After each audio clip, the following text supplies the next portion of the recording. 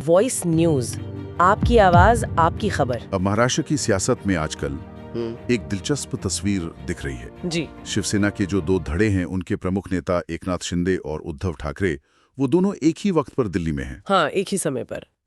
ये महज संयोग तो नहीं लगता। तो चलिए कोशिश करते हैं समझने की कि इस दिल्ली दौरे के क्या मायने हैं। ये वाकई गौर करने वाली बात है, खासकर तब जब महाराष्ट्र में निकाय चुनाव, वो लोकल बॉडी इलेक्शंस दरवाजे पर हैं। दोनों नेताओं का एक ही समय दिल्ली में होना और फिर अपने अपने गठबंधन के, आप कह सकते हैं, शीर्ष नेताओं से मिलना, इसे सिर्फ एक सामान्य राजनीतिक गतिविधि कहना शायद सही नहीं होगा। हाँ। जैसा वीडियो विश्लेषण में भी इशारा किया गया है, शायद ये पहली बार है शिवसेना के विभाजन के बाद कि दोनों इतने अहम नेता एक साथ दिल्ली पहुंचे हैं। और दिल्ली पहुंचते ही एकनाथ शिंदे के तेवर तो काफी तल्ख दिखे। जी हाँ। खासकर राहुल गांधी को लेकर जो बयान दिए उन्होंने, हिंदुत्व के अपमान का मुद्दा उठाया, सेना पर सवाल उठाने की बात कही, वो ऑपरेशन सिंदूर, ऑपरेशन महादेव जैसे शब्दों का इस्तेमाल करते हुए। हाँ। और विदेश में प्रधानमंत्री की आलोचना, इन सब मुद्दों पर तीखा हमला बोला है। बिल्कुल। और विश्लेषण के अनुसार तो उन्होंने ऐसे आलोचकों पर पाकिस्तान की भाषा बोलने तक का आरोप लगाया है। तो जाहिर है इस तरह की बयानबाजी के कई मायने हो सकते हैं। एक तो ये अपने राजनीतिक आधार को, खासकर हिंदुत्ववादी वोटरों को एक स्पष्ट संदेश देने की कोशिश है। दूसरा, ये सीधे तौर पर अपने प्रतिद्वंदी गुट पर निशाना साधना भी है। हाँ, बिल्कुल। और यहाँ ये समझना जरूरी है कि हम सिर्फ स्रोत में जो विश्लेषण है और जो बयान है उन्हीं की चर्चा कर रहे हैं। किसी राजनीतिक पक्ष का समर्थन करना हमारा उद्देश्य बिल्कुल नहीं है। सही बात है।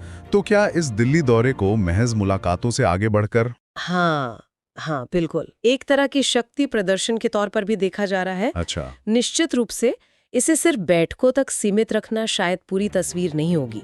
दिल्ली में मौजूदगी, बड़े नेताओं से मुलाकातें, ये सब आने वाले निकाय चुनावों से पहले अपना अपना वजन दिखाने की कोशिश है, राजनीतिक समीकरण साधने की। दोनों ही नेता अपने अपने गठबंधन में, शिंदे जी बीजेपी के नेतृत्व वाली महायुति में और ठाकरे जी महाविकास आघाड़ी, जो अब राष्ट्रीय स्तर पर इंडिया गठबंधन का हिस्सा है, उसमें अपनी अहमियत जताना चाह रहे हैं।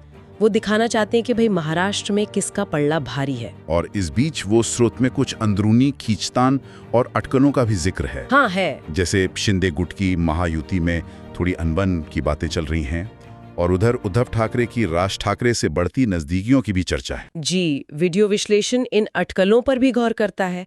एक तरफ ये सुनने में आ रहा है कि शिंदे गुट को महायुति में शायद उतनी तवज्जो नहीं मिल रही जितनी वो चाहते हैं। दूसरी तरफ उद्धव ठाकरे और राज ठाकरे के बीच किसी भी तरह की नजदीकी की खबरें वो महाविकास आघाड़ी और इंडिया गठबंधन के भीतर कुछ कह सकते हैं असहजता पैदा कर सकती हैं। हाँ, ये तो है। हालांकि उद्धव ठाकरे का इंडिया गठबंधन की बैठक में शामिल होना वो उनकी मौजूदा राजनीतिक प्रतिबद्धता को भी दिखाता है। जाहिर है, तो ये सारी गतिविधियां यही दिखाती हैं कि चुनावों से पहले पर्दे के पीछे काफी कुछ चल रहा है। तो कुल मिला के देखें तो महाराष्ट्र की ये दो बड़े राजनीतिक प्रतिद्वंद्वी जो दिल्ली में हैं, ये सिर्फ एक यात्रा नहीं है। नहीं, बिल्कुल नहीं। ये आने वाले निकाय चुनावों के मद्देनजर अपनी ताकत का एहसास कराने की कोशिश है, गठबंधनों में अपनी स्थिति मजबूत करने की और भविष्य की रणनीति तय करने की एक महत्वपूर्ण कवायद लग रही है। जी। और ये तीखी बयानबाजी और ये अंदरूनी अटकलें, ये सब इसे और भी पेचीदा बना रहे हैं। और इसका महत्व इसलिए भी बढ़ जाता है क्योंकि ये दिखाता है कि महाराष्ट्र में राजनीतिक मुकाबला कितना तेज हो गया है और ये क्षेत्रीय ताकतों की राष्ट्रीय राजधानी में अपनी पकड़ और अपना प्रभाव स्थापित करने की कोशिशों का भी एक उदाहरण है। हाँ।